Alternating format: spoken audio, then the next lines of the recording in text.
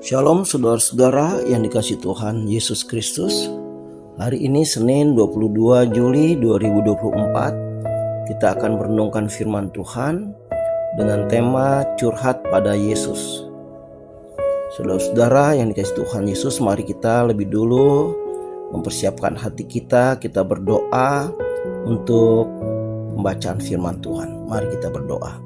Bapa, Tuhan Yesus dan Roh Kudus, Allah yang baik, Allah yang luar biasa, Allah yang setia, hari ini kami mohon tuntunan-Mu, membimbing kami dalam baca firman-Mu ya Tuhan, supaya kami semakin dekat dengan Engkau dan semakin hari kami semakin bisa curhat dengan Tuhan.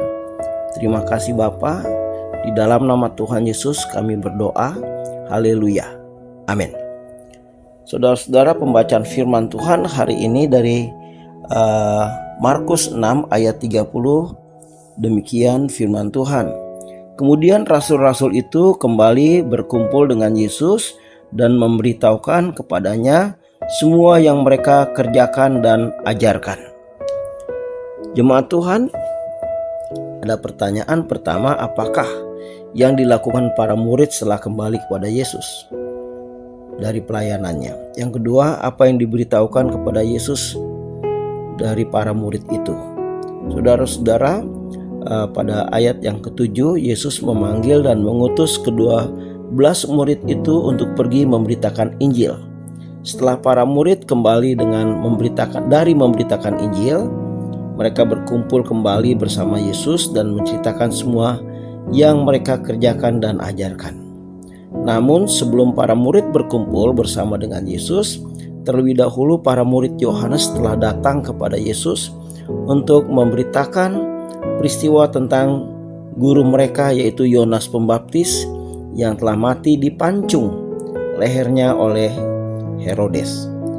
Jadi dalam ayat 30 ada dua peristiwa yang terjadi, yaitu datangnya murid Yesus Pembaptis menceritakan tentang ketakutan dan kekhawatiran mereka yang mereka alami bersama guru mereka, yaitu Yohanes Pembaptis.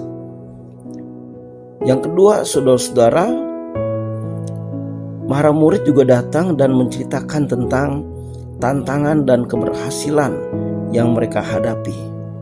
Para murid Yesus dan sama-sama para murid Yohanes sama-sama menceritakan pengalaman hidup mereka kepada Tuhan Yesus. Nah, saudara-saudara, demikian juga dengan kita. Sebaiknya ketika kita juga mempunyai masalah, tekanan, intimidasi, semua persoalan, kedukaan, dan semua hal dalam pelayanan, dalam kesaksian, dalam kehidupan sehari-hari, kita jangan berlari kepada siapapun juga, tapi kita harus mencari Yesus yang sanggup memberikan jalan keluar, yang sanggup memberikan kekuatan dan penghiburan, yang sanggup memberikan pertolongan. Karena Dia adalah Allah yang hebat, Allah yang luar biasa, Allah yang mengerti, Allah yang peduli, Allah yang berbelas kasihan. Untuk itu saudara-saudara, sekali lagi, jangan andalkan manusia, karena manusia sangat terbatas. Tapi andalkan Yesus yang hebat dan luar biasa. Pasti kita akan mengalami kebahagiaan. Saudara-saudara, untuk itu marilah kita datang kepada Yesus dan curahkan isi hati kita kepadanya. Bahkan kita kalau perlu menangis kepadanya, karena hanya Yesus yang sanggup menampung segala pengaduan umatnya. Dan berikutnya mari kita bagikan kepada keluarga kita, sahabat kita, semua saudara-saudara seiman yang ada di gereja, setiap orang yang kita kenal, agar mereka datang mencurahkan hatinya bukan kepada manusia, tapi kepada Yesus yang baik, Yesus yang manis, Yesus yang luar biasa. Demikian firman Tuhan. Amin. Kita berdoa. Bapa, Tuhan Yesus dan Roh Kudus, ajarkan kami untuk lebih jauh mengenal Engkau, supaya Bapa, kami juga bisa semakin mengandalkan Engkau dan kami bisa curhat kepadamu, karena Engkau pasti simpan rahasia. Bukan seperti manusia yang suka menceritakan rahasia orang lain, Yesus pasti memegang rahasia dengan kuat.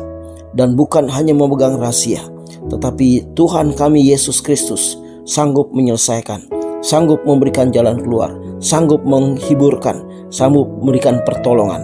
Terima kasih Bapa, Yesus dan Roh Kudus. Ajar kami selalu mengandalkan Engkau dan curhat padamu Tuhan. Terpujilah Engkau dari selama-lamanya sampai selama-lamanya. Haleluya. Amin.